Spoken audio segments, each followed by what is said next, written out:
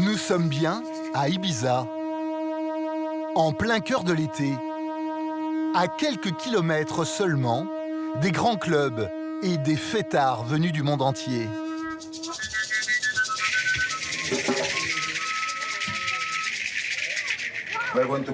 On va fermer les yeux. On va visualiser un grand rayon de lumière. Ce rayon de lumière qui vient de notre cœur, qui amène l'amour, l'harmonie et l'espoir. Et contrairement aux apparences, ceci n'est pas une secte,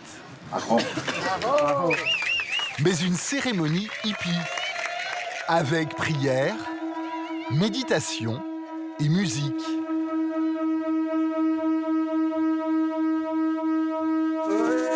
Elle est organisée par 3 figures de l'île.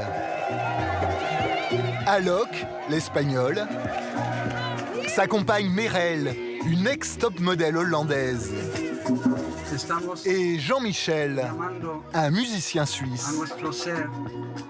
Ils ont découvert Ibiza en pleine période hippie, dans les années 70 et 80, et ont décidé de s'y installer. Ils ont créé cette soirée il y a 21 ans. Vous organisez ces soirées spécialement pour les touristes ?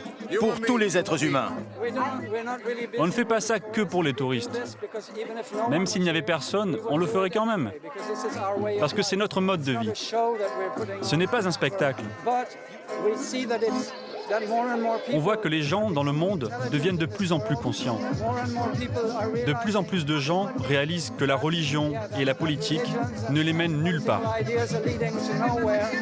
Ils sont à la recherche de quelque chose qui a plus de sens. Et on dit « Hahom ». Merci mes frères. C'est notre message. À plus de 60 ans, les papis hippies font toujours de la résistance. Comme l'a dit notre grand prophète Bob Marley, « Everything's gonna be alright ». Et c'est vrai. C'est la seule chose à retenir. Tout va bien se passer. Après la cérémonie, place à la soirée. La musique est électro, mais le décor rappelle les années 70. Cette fête hippie, à l'écart des grands clubs, c'est l'autre aspect de l'île, méconnu et souvent ignoré du grand public.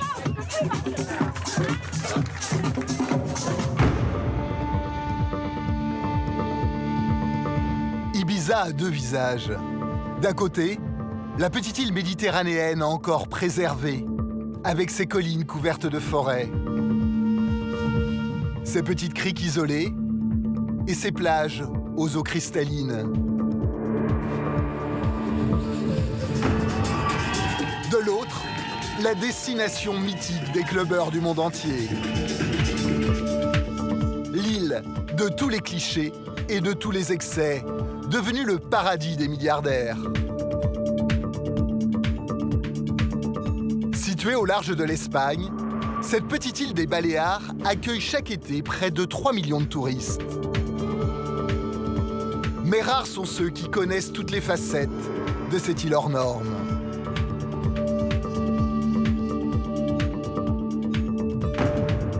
Ibiza a ses icônes, les DJ superstars. Bob Sinclair mixe ici depuis 20 ans, mais pour lui, la pression est toujours la même. Chaque soir, il doit remplir le club. Sur l'île, il y a quand même beaucoup de concurrence. Tous les plus grands DJ du monde sont là, les plus grosses soirées. Il y a des clubs qui contiennent 8000 personnes. Mais l'île a aussi ses rebelles. Ismaël a 28 ans. Il vit caché dans une grotte, comme les premiers hippies. Ça, c'est l'endroit pour l'hiver. J'ai une autre grotte plus fraîche pour l'été. Ibiza, c'est aussi l'île à la réputation sulfureuse. On y trouve toutes les drogues possibles pour faire la fête. Et depuis 2 ans, une nouvelle poudre rose a fait son apparition. Ils appellent ça la coke du riche. Ça vaut très cher. Ça s'est vendu 150 € le gramme. Angel dirige le SAMU de l'île. Pour ce médecin, chaque été, c'est le même défi. éviter les drames. Jason, dis-moi, comment tu te sens? Tu peux ouvrir les yeux? Pascal, lui, est un survivant. À 72 ans, il a tout connu d'Ibiza, les fêtes et les excès. Il vit aujourd'hui sans eau ni électricité, dans une des vallées perdues de l'île, comme un ermite. J'ai accédé au bonheur absolu. Et j'ai l'impression que c'est pour toujours. Bienvenue sur l'île aux deux visages. Paradis des clubbers, mais aussi destination mythique où vivent à l'écart du monde les derniers hippies.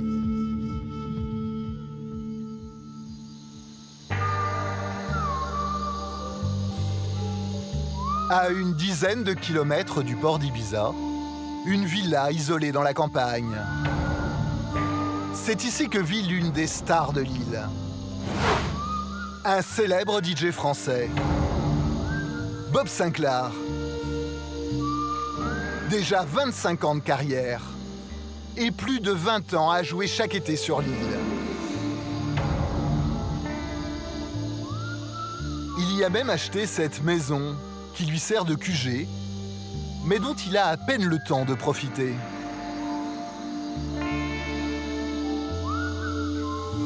Tout l'été, je reste là, à Ibiza, pendant 4 mois, ici. Et ensuite, je voyage d'ici partout en Europe, voilà. Tous les jours, j'ai une date, 40 dates d'affilée l'été. Voilà. 40 dates en plus d'Ibiza. Ouais, tous les jours. Je travaille quasiment tous les jours, juillet, août. Et Ibiza, alors? Venir ici, c'est un peu comme le Graal. C'est que tu viens, c'est la Mecque des DJ. C'est quand tu viens là, tu dis, bon, c'est bon. C'est bon. Ma carrière est faite, je peux mourir en paix. Tout ce qui se passe après, c'est pas important. Mais sauf que tu as envie de revenir chaque année. Pour pouvoir continuer à composer durant les mois d'été, Bob Sinclair s'est aménagé au sous-sol un studio d'une dizaine de mètres carrés. J'ai pas encore construit le studio comme je l'ai à Paris, mais j'ai... tu vois, c'est assez mat. Il faut que ça soit mat, pas qu'il y ait de résonance pour les ingénieurs du son. Et puis je te dis, non, un petit bureau. J'essaie de mettre un peu de déco, tu vois, rien de spécial. Là, c'est surtout de la création de son. Tu vois, et même, j'ai des... tu sais, avec Internet, aujourd'hui, tu peux faire chanter quelqu'un à New York, recevoir les voix ici. Tu peux faire ton projet définitif. Aujourd'hui, avec un ordinateur et 2 enceintes, c'est incroyable. C'est ici qu'il travaille sur les maquettes de ses nouveaux morceaux, espérant recréer un hit, comme celui qui l'a rendu célèbre et millionnaire. Souvenez-vous, c'était en 2006. Love Generation.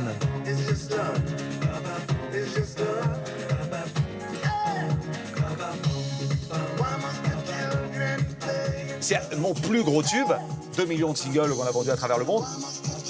Et c'est une énergie un peu spéciale aussi, une énergie de fête. Et pour moi, c'est une énergie de fin de set, de bien-être. Donc quand tu finis avec ça, même si t'as fait un set de merde avant, t'as gagné. Et sur cet album, il y avait aussi 2 autres tubes qui ont propulsé Bob Sinclair du jour au lendemain sur le devant de la scène internationale. Ça, c'est quoi? Ah, c'est quoi? Tu viens de naître ou quoi? Tube énorme, World Hold On, 2006. Alors dans l'album Western Dream, donc Love Generation, World Hold On, Rock This Party dans le même album. Pas mal, hein?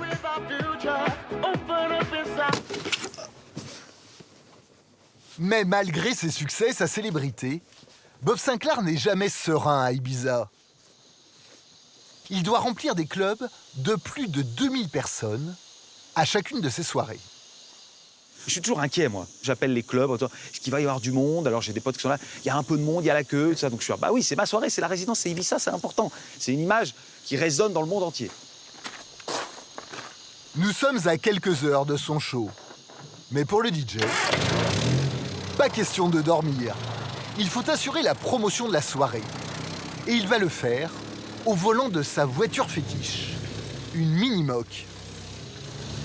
Et là, c'est Brigitte Bardot, 1964. La Madrague, j'en ai toujours rêvé. Et je l'ai fait complètement restaurer parce que j'aime bien les trucs vintage, moi. J'aime bien les meubles vintage, moi, la musique. J'ai toujours un petit côté de nostalgie. Même quand je fais de la musique, il y a toujours de la nostalgie. Donc ça, c'est les vraies vacances, tu vois. Bob Sinclair a rendez-vous dans l'une des radios les plus réputées d'Ibiza. Elle diffuse de la musique électro 24 heures sur 24. Une référence pour les clubbers et les DJ du monde entier. C'est très typique d'Ibiza. La plupart des DJ qui jouent à Ibiza viennent ici. On a eu beaucoup de grands DJ. Et Bob Sinclair, il est connu à Ibiza? Je pense que quelques-uns le connaissent. What did you say? A legend. Une légende. In your language, right? Il n'y en a pas d'autres comme lui.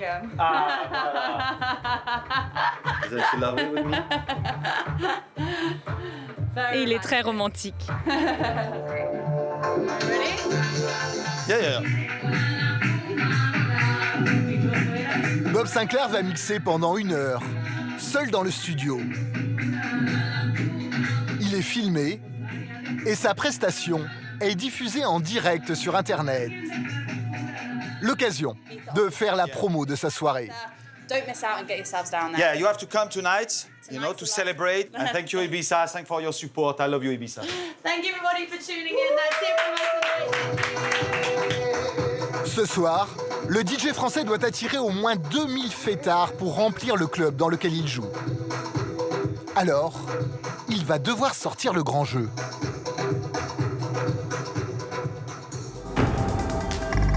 Car à Ibiza, les clubs et la musique électro, ce n'est pas un loisir, c'est une véritable industrie qui fait vivre toute l'île. Sur les panneaux publicitaires, pas de réclame pour des yaourts ou des téléphones portables. Ici, on vend des soirées, encore des soirées, toujours des soirées.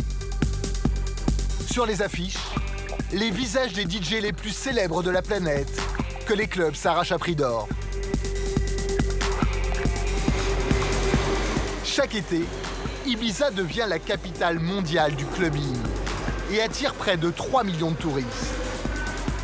En haute saison, on estime qu'un avion se pose sur l'aéroport de l'île toutes les 6 minutes.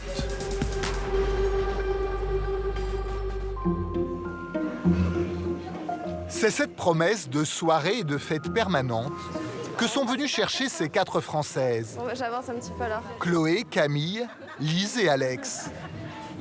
Ce sont leurs premières vacances à Ibiza. Originaires du sud-ouest de la France, elles découvrent comment ici, les filles s'habillent pour sortir dans les clubs. Magnifique. Et elles sont un peu dubitatives. C'est plutôt dénudé et nous on fait vachement attention à ce que ça soit pas trop décolleté. On choisit, c'est soit c'est court, soit c'est décolleté. C'est pas les deux en même temps chez nous. Et ici c'est... Elles ont tout. C'est tout. Elles ont rien en fait. Elles ont rien. Ici, rien n'est trop excentrique pour s'afficher dans les clubs. Des Santiago grosses fluo, des lunettes de soleil façon Mad Max, des shorts à paillettes et le nec plus ultra, la coiffe d'Indien, taille XXL. C'est discret, hein. Elle va arriver au bureau comme ça. Non. Allez, c'est parti, on y va. De sentir un peu? Bien sûr, je suis hyper à l'aise. C'est une tenue assez originale. Derrière, ça fait bizarre quand même. Ouais, non, le derrière, c'est pas très joli. Est-ce que quand on est une chic, on est bizarre, on a envie de porter des tenues un peu... Bah, totalement, jamais de la vie, je me trimberais avec une coiffe indienne sur la tête, non, ça c'est clair. Ici, on a envie, on avait vraiment envie de profiter, de jouer le jeu à fond, de s'éclater, hein, en fait, de faire ce qu'on veut et d'être dans le thème, je pense. Mais côté excentricité, les filles n'ont encore rien vu. C'est en direct sur Instagram. Merci.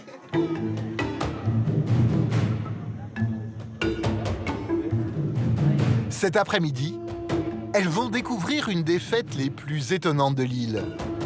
Le dress code est un peu particulier, comme le lieu, un ancien zoo désaffecté. Les 4 Françaises découvrent pour la première fois l'ambiance particulière des fêtes d'Ibiza. Waouh, ça sent bon, ça sent bon. Et en particulier, le look des touristes anglo-saxonnes. Un spectacle à part entière. La fête commence dès l'après-midi y est organisé comme un véritable show.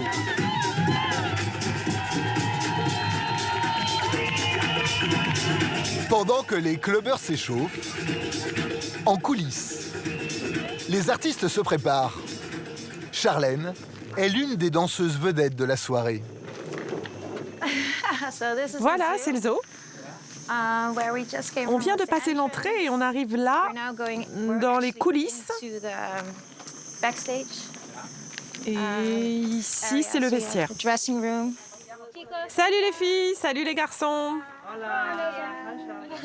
Charlène est hollandaise, c'est une ancienne danseuse classique. Comme elle, tous les autres membres de la troupe sont des professionnels. Comédiens, acrobates, performeurs, ils viennent du monde entier. Et c'est sur eux que repose le succès de la fête. Ici, chaque semaine, ils interprètent les animaux d'un zoo un peu inquiétant. Bientôt prêt. Ça, c'est ma queue. Je suis la femme loup.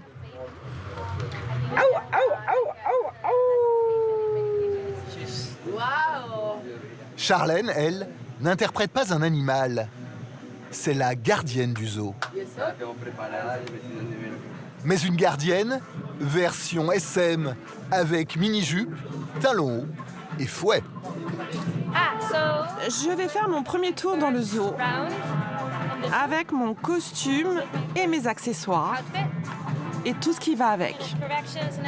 Je vais aller dire bonjour aux visiteurs et jouer avec mes collègues. Suivez-moi, je vais vous montrer.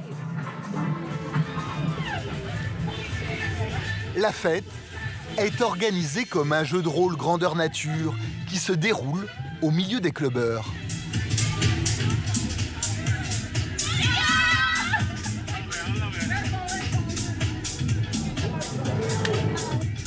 C'est vraiment bien. Non, vraiment top. Les danseurs sont ouf, les costumes sont dingues, la musique est géniale. Vraiment, et puis l'ambiance est ouf. Quoi.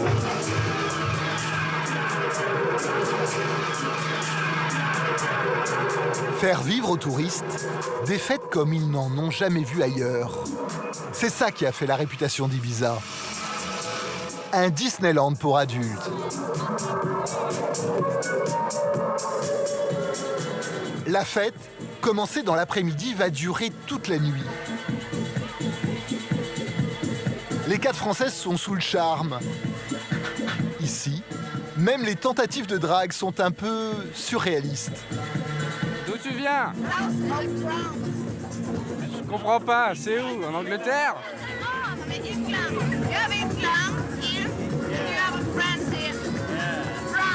La France? La France!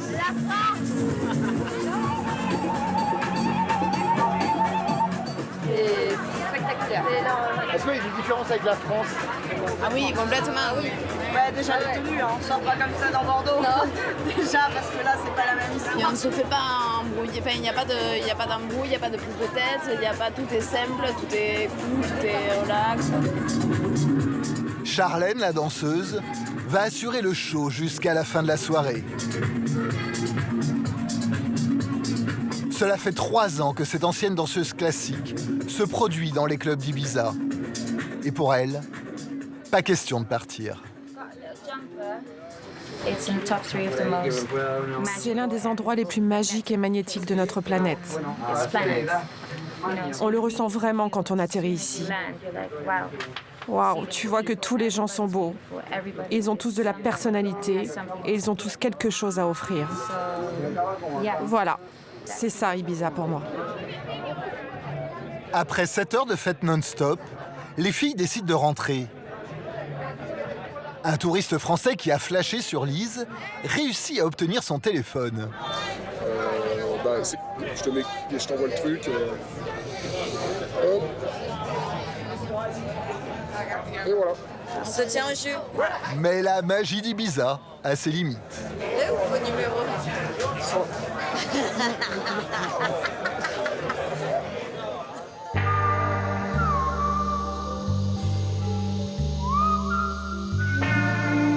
Mais loin des clubs et des fêtes, il existe un Ibiza beaucoup plus sauvage et totalement inconnu des touristes. Cachés en pleine nature, à l'écart des regards, vivent les derniers rebelles de l'île.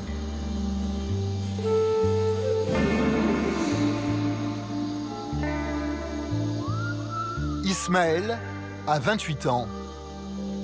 Il est né à Ibiza. Il a accepté de nous emmener dans l'endroit où il vit.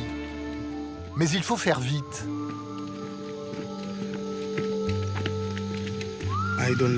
Je ne veux pas que les gens me voient sur ce chemin, parce que c'est le chemin pour aller chez moi. Personne ne doit savoir où il habite précisément. Ismaël vit comme les premiers hippies qui sont arrivés sur l'île dans les années 70.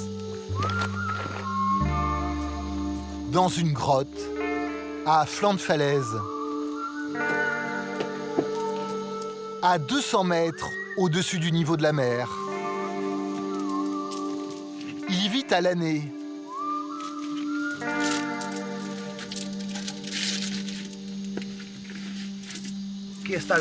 Là, c'est le foyer, pour faire le feu. Alors c'est ici que tu cuisines? Seulement en hiver, car en été, c'est dangereux. Ça pourrait déclencher un incendie dans la forêt. Pour l'été, il y a ça, le gaz.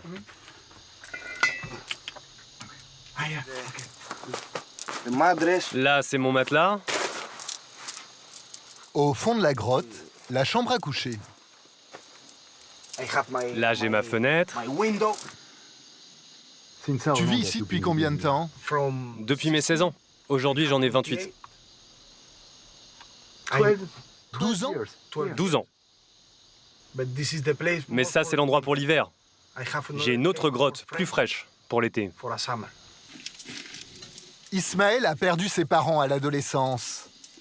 C'est un vieil hippie qui vivait dans une grotte un peu plus haut dans la montagne, qui l'a initié à cette vie sauvage et qui lui a transmis ses croyances. Ibiza est un endroit très important dans le monde. Pas pour la mode ou le glamour. Pas pour tout ça. Mais pour ça. Ça, c'est Esvedra. Un îlot rocheux au large d'Ibiza, auquel beaucoup d'habitants prêtent un pouvoir magique. Cette pierre a un pouvoir magnétique qui attire les gens ici. Les gens croient qu'ils viennent à Ibiza pour faire la fête, plein de fêtes. Non. En vrai, votre âme sait pourquoi. Elle seule sait pourquoi vous êtes venu à Ibiza. C'est pour ce rocher. Ce rocher a le pouvoir de laver et de purifier votre âme. À ses pieds, en bas de la falaise, l'autre Ibiza. Les jet skis, les yachts de luxe et les filles en bikini. Tu m'as dit que tu amenais parfois des filles ici. Oui, pourquoi pas? J'amène des copines et je leur montre le côté mystique et magique de l'île, l'autre face d'Ibiza. Mais elles acceptent de venir ici? Oui, bien sûr. Elles sont sur la même longueur d'onde que moi. Je n'amène pas des mannequins ou des filles branchées. Non. J'amène ici des filles hippies qui veulent ouvrir leur esprit, comprendre. Et après, je médite avec elles. Chaque mois, Ismaël reçoit 300 € d'aide sociale. Cela lui suffit pour vivre. Il a même un téléphone qu'il recharge grâce à une batterie solaire. Ça marche? Oui. Tu recharges ton téléphone dans la grotte? Oui. Quand j'ai de la batterie, je l'utilise pour écouter de la musique et pour passer quelques appels. Pour l'eau potable, c'est plus compliqué. Il doit faire 20 minutes de marche pour atteindre un puits traditionnel, connu uniquement des vieux Ibisenkos, les paysans locaux. C'est l'une des anciennes sources de l'île. Et en 12 ans, un moustique. Il n'a jamais été malade. Cette eau a plus de minéraux. Ça te donne plus de vitamines et de minéraux pour ton système immunitaire. Du coup, t'es jamais malade. Comme Ismaël, il serait aujourd'hui une dizaine à vivre toute l'année dans les grottes de l'île, en secret, loin de la folie d'Ibiza.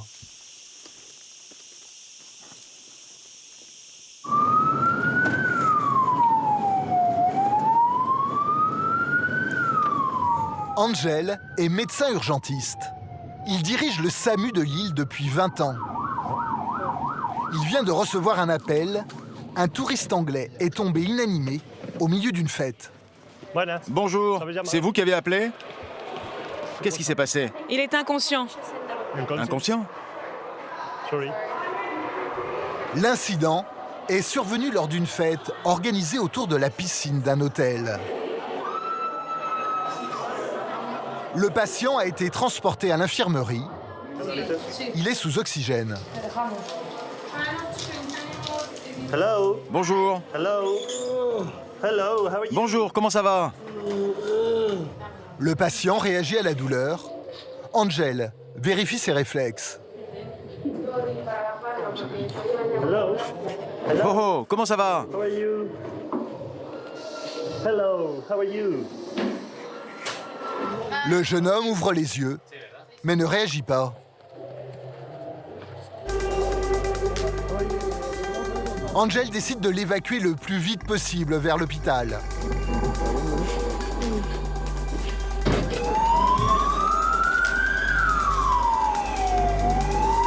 Jason. Jason, dis-moi, comment tu te sens? Tu peux ouvrir les yeux? Jason, dis-moi comment ça va? La perte de conscience de Jason est due à un mélange de drogue et d'anxiolytiques. Le jeune homme a fait son malaise quelques heures seulement après avoir atterri à Ibiza. Il était très stressé. Il a pris beaucoup de Valium avant l'avion et après il est arrivé ici à Ibiza et il a pris du GHB. C'est une drogue très courante ici? Le GHB? Oui, c'est assez courant. Et c'est dangereux? Oui, c'est très dangereux parce que si tu le mélanges avec d'autres drogues ou d'autres médicaments, tu perds conscience et tu t'effondres, comme ce jeune homme. Depuis quelques années, le GHB, la drogue du violeur, est de plus en plus utilisée comme drogue récréative par les clubbeurs. L'état du jeune homme est impressionnant. Mais pour Angel, en été, c'est la routine. 50 à 60% de nos interventions sont liées à la consommation de drogue. Quand on est urgentiste à Ibiza, on doit être spécialiste en drogue? Oui, on est formé spécialement pour ça. Il y a même des collègues d'autres lieux qui nous appellent pour avoir des informations. Parce qu'en plus de la formation, on a de l'expérience. On intervient tous les jours sur ce type de problème. À l'arrivée à l'hôpital, Jason va déjà mieux. Angel n'est pas très inquiet. Après toutes ces années, il a appris à relativiser. Il va dormir et peut-être dans quelques heures, il pourra ressortir. Pour aller faire la fête? Oui, je pense que oui, car tous ses amis l'attendent là-bas.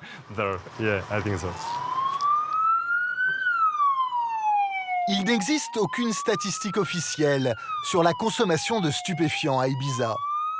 Mais une chose est sûre, chaque été, l'île se transforme en supermarché de la drogue. Nous avons réussi à joindre l'un des principaux dealers de l'île. Il est français et il a accepté de nous raconter les coulisses de son business. Je vais te dire oui. Après, pas tôt le matin, faire plutôt l'après-midi, et faut absolument pas qu'on me connaisse, quoi. Cela fait 10 ans que Fabrice travaille à Ibiza. Sur lui, des échantillons de toutes les drogues qu'il vend aux touristes qui viennent faire la fête. J'ai à peu près tous les produits qui se vendent au niveau narcotique. Ouais. Là, j'ai de la MDMA, C'est 1 gramme et c'est vendu 50 €. J'ai des extas, ça c'est des ecstasy. Ceux qui veulent danser, ils vont prendre plutôt ça et ça. Et ça permet de danser toute la nuit? Ouais, ils vont danser toute la nuit. Et souvent, en rentrant, les gens, ils ont besoin d'un petit peu de shit pour redescendre. Ça veut dire que dans une même soirée, ceux qui prennent des drogues vont en prendre plusieurs. Il y en a qui prennent tout. En une soirée? Ah, bien sûr, bien sûr. Dans ce flacon, le GHB, la drogue qui est de plus en plus consommée par les clubbers, celle qui avait provoqué le malaise du touriste anglais. Le GHB, ils appelaient ça avant la drogue du violeur. Mais les gens les utilisent maintenant comme drogue récréative, parce qu'ils ont réussi un peu à dompter, ils savent exactement quelle dose faut prendre. Alors les femmes, elles adorent ça, plus que les hommes. Pourquoi? Ça les rend super chaudes. Et puis il y a cette étrange poudre rose fluo qui a fait son apparition. Une drogue chimique qui provoque euphorie et hallucination. C'est du 2CB. Alors ils appellent ça la coke du riche. Ça vaut très cher. Ça s'est vendu 150 € le gramme. Et jusqu'à 200 €. Qu'est-ce que vous vendez de plus? Franchement, la star, c'est la cocaïne. C'est la cocaïne. Et avant, je faisais que la cocaïne, mais le problème, c'est que maintenant que tout le monde veut un peu de tout, si vous manquez un ou deux produits et que votre concurrent est là, il va aller tout acheter là-bas. Donc vous êtes obligé de tout avoir. Pendant les 4 mois d'été, Fabrice travaille sans interruption, 7 jours sur 7, 24 heures sur 24. En 10 ans, il ne s'est jamais fait prendre.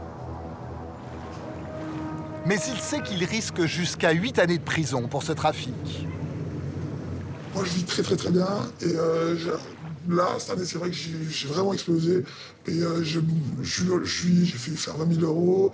Et ce mois-ci, j'ai levé le pied là, parce que j'avais fait 25 000. Et là, je me suis dit, je mérite un peu de vacances, mais j'aurais pu arriver à 30 000 si j'avais continué à fond. Ouais. En gros, ça vous fait combien par an de revenus? Cette année, je pense que j'ai dû faire 120 000 € cette année. La drogue, ça fait partie d'Ibiza? Oui, ça fait entièrement partie d'Ibiza.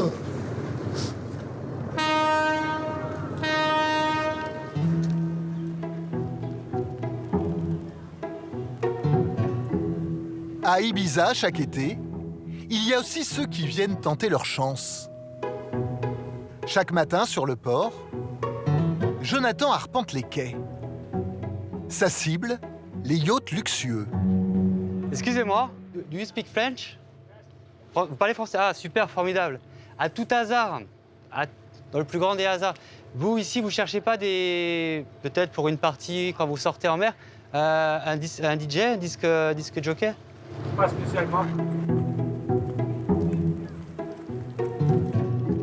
Vous cherchez pas des DJ pour des fois quand vous sortez en mer, pour des moments un peu plus... C'est un bateau famille, pas soirée. Jonathan est brancardier à Biarritz. Mais sa vraie passion, c'est la musique. Il est DJ amateur. Et cet été, il aimerait se faire un nom à Ibiza.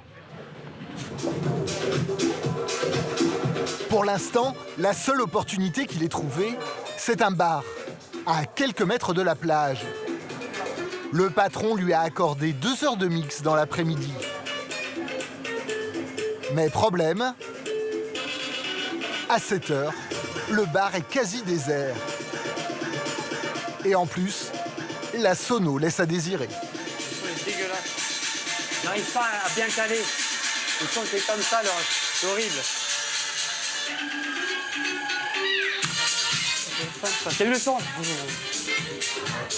Et bien sûr, le salaire est à l'avenant. Je suis payé en cacahuètes. Non, là, je suis payé en fait, ils savent, quand tu mixes à Ibiza, dans les bars, ils savent très bien que c'est une plus-value, une valeur ajoutée pour le DJ qu'après tu vas mixer dans ton pays. Mais ici, bon, c'est la fête. Après 2 heures de mix, il aura droit au sourire de la serveuse et à un rhum coca offert par la maison. Bon, on va prendre une petite pause, hein. Une pause bien méritée. Jonathan est venu sur un coup de tête. Il espérait pouvoir gagner de l'argent facilement en mixant dans les petits bars de la ville. Vous avez prévu combien d'argent pour ta semaine à Ibiza? 300 €. Ce qui est ridicule pour Ibiza. C'est 300 €, c'est pour une journée, quoi. Une journée et une soirée. L'été, à Ibiza, la vie est hors de prix. Alors, Jonathan a opté pour le système D. Dans cet immeuble, à l'écart des quartiers touristiques, il a loué une chambre chez l'habitant.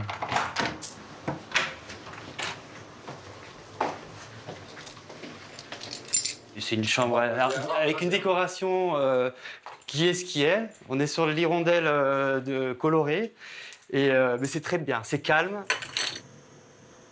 Une pièce de 10 mètres carrés, un mini frigidaire et une salle de bain commune à partager avec les autres occupants de l'appartement. Là, il y a un couple d'Italiens et t'as un autre mec qui est là, ouais. Et le propriétaire, il dort plus ou moins dans le salon. Et ça coûte combien? 80 € la nuit. Ça fait pas en effet la vie DJ rêvée avec la magnifique chambre d'hôtel, les filles partout, et le champagne dans non, mais ça, c'est quoi? C'est une caste, c'est une certaine... c'est pas tout le monde. De toute façon, c'est les deux extrêmes, hein, Ibiza. C'est soit t'as les têtes d'affiche, les gros, qui ont des cachets incroyables, et puis t'as les autres. Jonathan a déjà dépensé toutes ses économies. Il a 3 jours pour trouver un bar qui accepte de le payer. Sinon, il devra rentrer en France.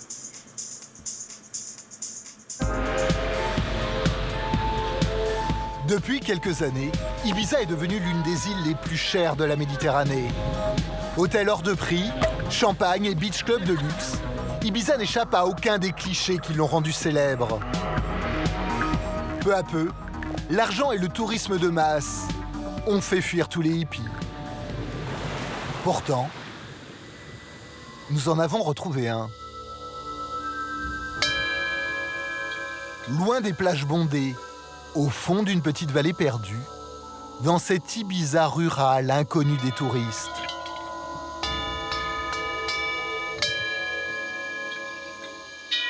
Il s'appelle Pascal. Il est français.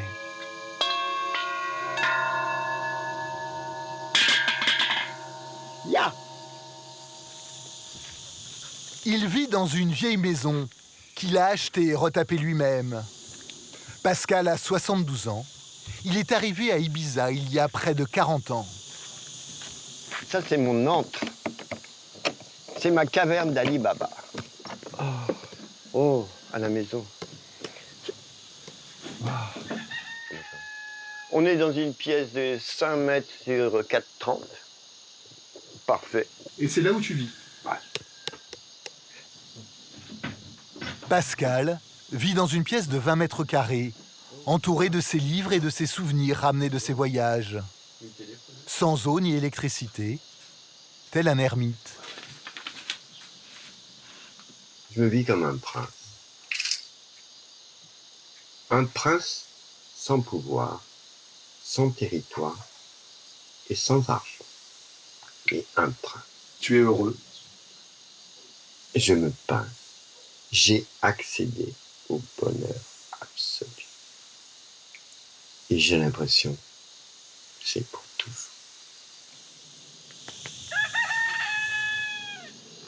Pascal est l'un des derniers vrais hippies d'Ibiza. Dans cette île devenue le paradis des milliardaires, il vit comme un ascète. À quelques mètres de sa chambre, il s'est construit un baraquement qui lui sert de cuisine.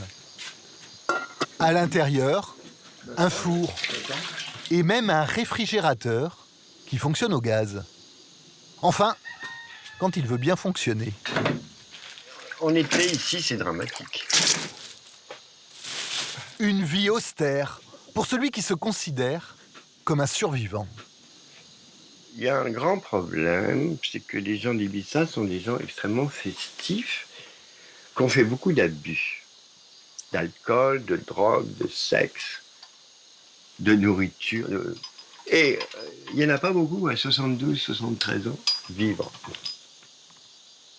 Difficile à imaginer en le voyant aujourd'hui, mais Pascal est en réalité l'héritier d'une riche famille d'industriels. Le voici, Dans les années 60, jeune homme de bonne famille, posant fièrement devant l'objectif. J'ai 17, 18 ans. Je fais des poses comme mannequin, non payé d'ailleurs, non rétribué, pour mon père de ses vêtements. Son père a fait fortune dans le textile. Pour lui faire plaisir, Pascal intègre Sciences Po, section économique et financière. À la gueule du petit pédé con, mon Dieu, comme je suis moche. Je suis bien mieux maintenant. Mais regarde cette gueule. Après 3 ans à Sciences Po, c'est la rupture. Pascal se rebelle.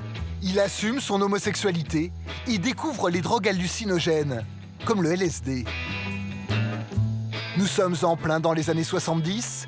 Il prend la route, l'Amérique du Sud, Goa, Katmandou, avant de découvrir Ibiza. Depuis les années 60, l'île est devenue le rendez-vous des hippies du monde entier. Pascal tombe immédiatement amoureux de cette île où tout semble permis et décide de s'y installer. Il participe aux fêtes les plus folles, comme sur cette photo où on le voit caché derrière un masque de chat. J'avais quelques copains, copines. C'était les plus beaux, les plus dingues de l'époque. Tout était gratuit pour nous. Ah ben attends, j'étais habillé incroyable, j'ai dansé, je portais des masques. J'étais un des personnages connus de l'île.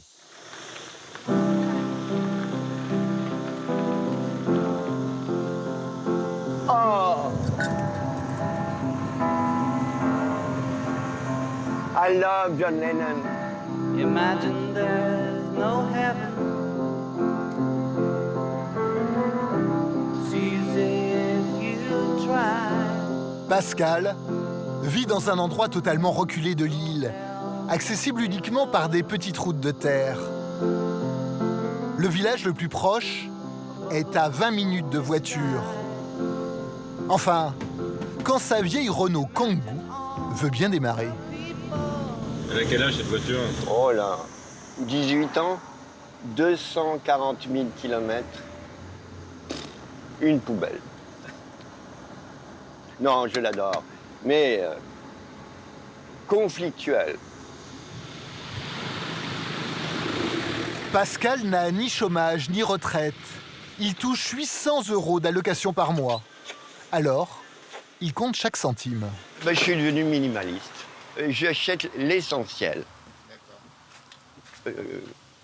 Là, j'ai 10 € à gérer. C'est parfait. Donc, les courses vont être réduites. Pascal achète ses fruits et ses légumes à l'unité. Bon, c'est vrai que j'ai tendance à acheter plus ou moins les mêmes trucs. Il y a beaucoup de choses que je ne mange pas, en fait. Par exemple tout ça, là. Tout ça, quelle horreur. Les pizzas, tout ça. C'est ce qu'on appelle la malbouffe. Ah non, mais là, j'ai dépensé déjà beaucoup. Je crois que je vais acheter une bouteille de blanc. Bon, celui-là. 4,19, c'est quand même la moitié de mon budget. Ça, c'est mon luxe. IST. 9,71. Bah, allez. Malgré ces conditions de vie qui peuvent sembler difficiles, Pascal ne quitterait pour rien au monde sa maison et son lopin de terre. Et vous allez comprendre pourquoi. À 5 minutes de marche de sa maison, Pascal a un secret.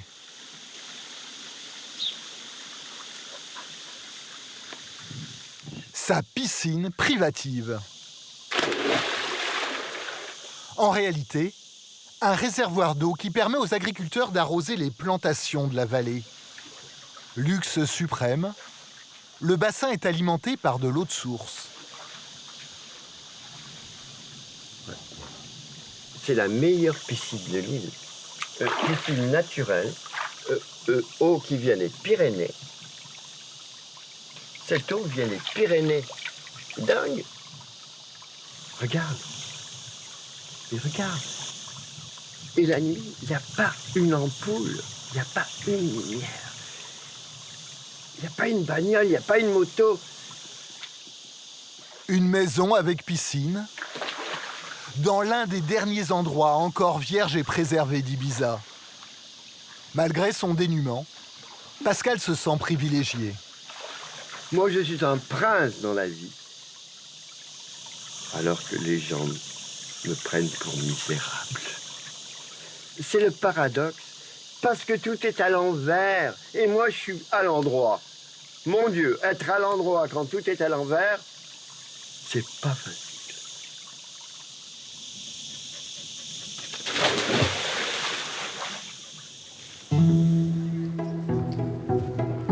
Le lendemain soir, nous retrouvons Jonathan, le jeune DJ venu tenter sa chance à Ibiza. À force de persévérance et de culot, il a réussi à se faire embaucher pour la soirée par un patron de bar. J'ai eu un discours assez plus incisif. J'ai dit, je suis DJ, je fête mes 20 ans de mix, je viens chez toi pour mixer. Ça a marché? Ouais, ça a marché, ouais.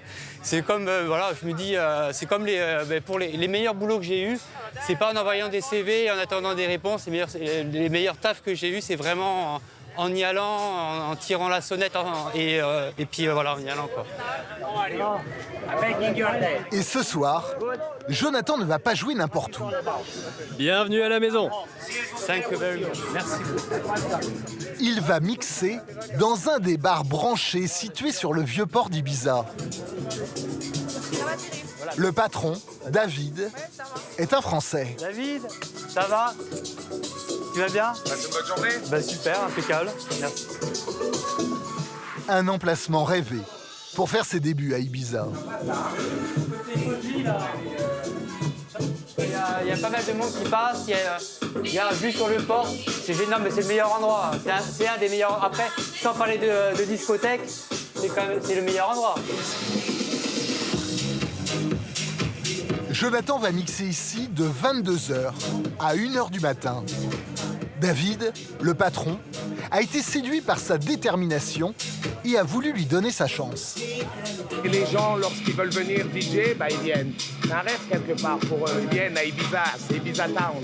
C'est rue de la Paix au casino, au Monopoly.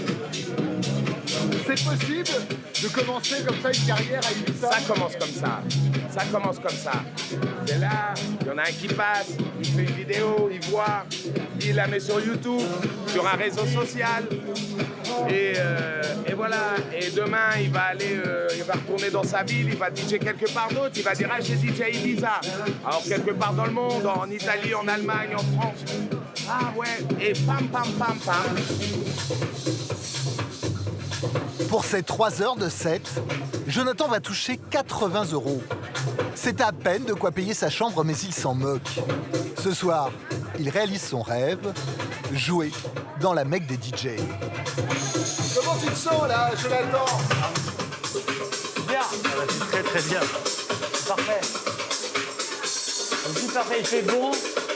Il y a beaucoup de monde qui passe. Le son il est pas mal. Les gens qui passent dehors. C'est parfait, c'est bien. Très bien. Il est minuit. Sur le port, c'est l'affluence. On estime que chaque nuit à Ibiza, 35 000 touristes sortent pour faire la fête. Les clubs se battent pour les attirer dans leurs soirées. Distribution de tracts par de jolies filles.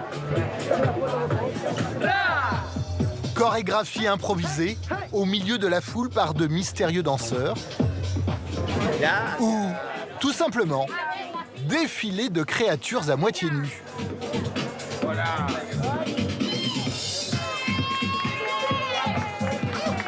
Bref, une nuit banale à Ibiza.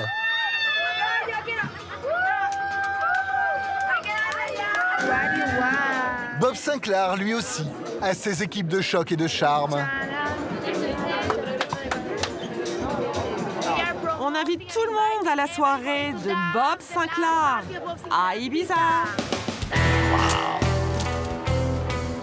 Et pour cette soirée, notre DJ national a sorti le grand jeu. Oh, tu vois, je viens pas les mains vides, hein. Ça, c'est l'équipe qui t'accompagne sur Eh oui, c'est l'équipe qui vient de moi sur scène ce soir, tu vas voir, c'est la... Discret, passe-partout. Toujours discret, tu vois, mais vraiment simple, hein. Tu vois, pas du tout extravagant, rien du tout, vraiment la simplicité. Bob Sinclair va mixer dans un club situé sur le port d'Ibiza, le Art. Ça va? Donc ce soir, c'est Art Electrico Romantico. Vous avez filmé l'entrée ou pas? T'as vu un peu le... On est à Montre-la nous. On est à Las Vegas, là. On est à Las Vegas, là. Viens voir, viens voir. Regarde. Là, c'est Lynn Renault dans les années 50, 60, là, à Las Vegas. Hein. Là, je suis en revue. Voilà, je passe en revue. Les 4 Françaises aussi sont de sortie. Alexia est fan du DJ. Ça sent bon. Ça sent bon la soirée. C'est la première fois qu'elle va assister à l'un de ses shows. À l'intérieur, un DJ assure la première partie de la soirée. Bob, lui, va entrer en scène à 2h du matin avec sa troupe de choc. Je suis arrivé et d'un coup, 25 performeurs avec moi, donc il y a un tableau musical qui arrive, c'est extraordinaire. Donc, on fait le show, tu vois, c'est important. Make some noise for the girls. Make some noise for the boys. Make some noise for the lady boys.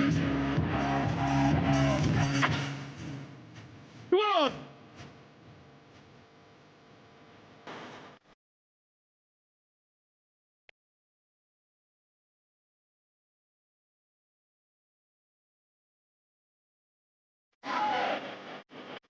Les Françaises découvrent ce qui fait le succès des clubs à Ibiza.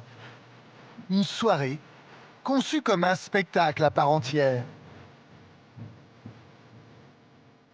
Un moment unique, sexy et décalé.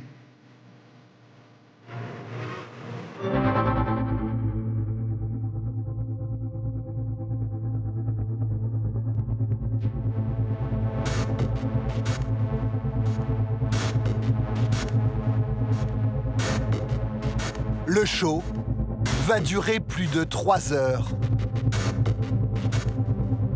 Sans aucun temps mort.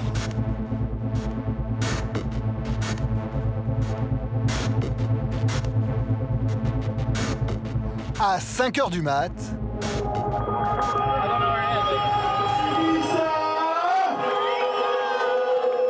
Bob Sinclair abandonne enfin ses platines.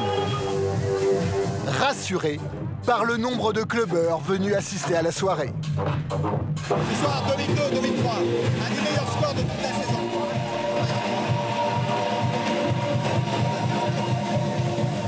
L'occasion pour Alexia d'obtenir un selfie avec son Bobby. Ça y est, j'ai la photo. Bobby. Vous avez les mêmes œufs, c'est trop mignon. Maintenant, on peut aller dormir. Bob, c'est quoi le programme après? Voilà, dodo, hein. Non, attends. Faut pas pousser quand même. Hein. Jamais d'after. Pas d'after? Ah non, l'after c'est dans mon lit. Peut-être une petite tarte aux pommes. Pas de drogue, pas d'after? Une petite tarte aux pommes, une petite verveine peut-être. Hein, une petite verveine et au lit. Il est 5 heures, les DJ en sommeil. Il est 5 heures, Ibiza s'éveille. Pour Pascal, c'est le moment idéal pour se rendre à Esvedra, le mystérieux rocher magique de l'île, auquel il voue un véritable culte. Oh.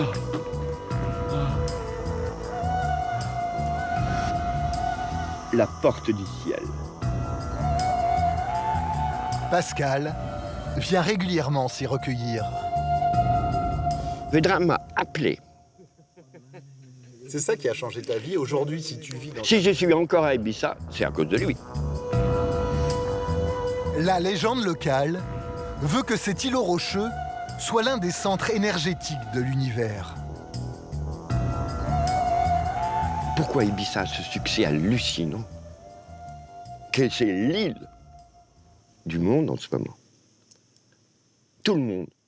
Plus t'es blindé, plus tu veux construire un palais à Ibiza. Tout le monde. Et Il y a une raison. Et la raison, c'est Esvedra. Claro. C'est ça qui attirait les gens sans qu'ils le sachent.